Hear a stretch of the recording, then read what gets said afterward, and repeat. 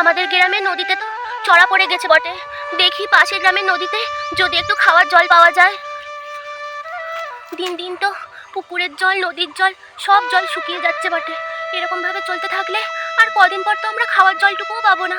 হে ভগবান, শেষে আমাদের কপালে কি আর তৃষ্ণা মেটানোর জন্য এই খাওয়ার জলটুকুও জুটবে না?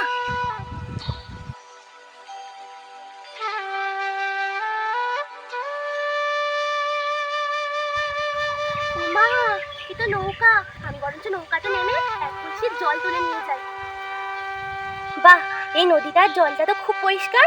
বরঞ্চ আমি এখান থেকে এক কলসি জল নিয়ে যাই। যাক বাবা, অনেক কষ্টে এক কলসি জল পেয়েছি। এখন যাই, তাড়াতাড়ি গায়ের পথ ধরে বাড়ি যাই।